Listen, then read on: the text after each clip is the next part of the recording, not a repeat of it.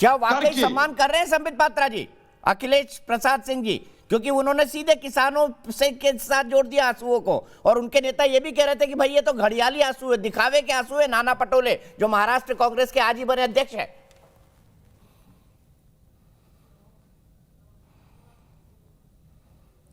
देखिए, जहां तक कांग्रेस पार्टी का सवाल है, वो एक ही वो होता है ना, क्वेश्चन पेपर डिक्लेयर हो गया और वो निबंध पता चल गया, तो एक ही निबंध रट के आए हैं। चाहे विषय कोई भी हो, उसी निबंध को गाना शुरू कर देते हैं। किसान को ऐसा कर दिया, हमने ये नहीं किया, मोदी जी इस प्रकार हैं। ये सारी चीज़ें केवल एक ही निबंध के रटने का नतीजा है। दूसरी बात है, आप सोचिए जरा दीपक जी, क्या ये डिबेट का विषय है? क्या इस पर कोई कमेंट करना चाहिए? मुझे तो आश्चर्य होता है। नाना पटोले जी अभी नए नए अध्यक्ष बने हैं महाराष्ट्र के, ये किस प्रकार का बयान है? घड़ियाली आंसू? अरे, गुलाम नबी आज़ाद आप ही के एलओपी थे। गुलाम नबी आज़ाद के बहुत पुराने संबंध प्रधानमंत्री जी के साथ रहे हैं, प्रधानमंत्री उनको पसंद भी करते हैं। प्रधानमंत्री जी के आंसू छलक गए गुलाम नबी आज़ाद की संवेदनशीलता को देखते हुए। उस पर भी, उन्हीं के नेता पर जो संवेदनशीलता प्रधानमंत्री जी ने दिखाई थी, उस पर भी इनको शक है कि कांग्रेस पार्टी में भी कोई अच्छा व्यक्ति हो सकता है जिसको लेकर प्रधानमंत्री भावुक हो सकते हैं।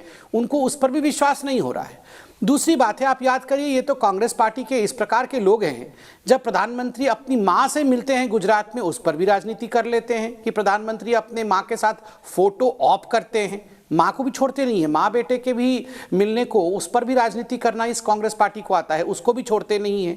तो आप कैसे आशा कर सकते हैं कि आज जिस प्रकार की भावुक क्षण रहे हैं उस पर राजनीति नहीं करेंगे? मगर मैं एक प्रश्न पूछना चाहता हूं कांग्रेस पार्टी पे। चलिए, आप भावुकता पर कुछ नहीं बोलेंगे और आप यहां मोदी जी को कह रहे हैं कि आप सिद्ध करके दिखाइए। मैं आपसे प्रश्न पूछता हूं, आज गुलाम नबी आज़ाद जी ने अपनी विदाई भाषण में एक महत्वपूर्ण बात कही।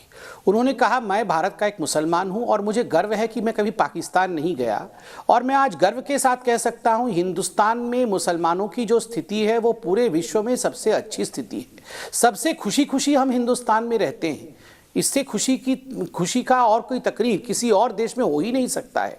तो आप बताइए, मैं कांग्रेस के प्रवक्ता से पूछ रहा हूं, आप लोगों ने तो ये 7 वर्ष तक यही कहा, मोदी जी यहाँ तो डर का माहौल है, यहाँ तो मुसलमान सुरक्षित नहीं है, आप तो मुसलमानों को सुरक्षित नहीं रखते हैं। यहाँ तो खुद आपके एलओपी अपने रिटायरमेंट पे भाषण में ये कह रहे हैं कि हम तो बहुत खुश हैं। आप उनके इस भाषण से सहमत हैं या नहीं हैं? पहले ये तो बता दीजिए।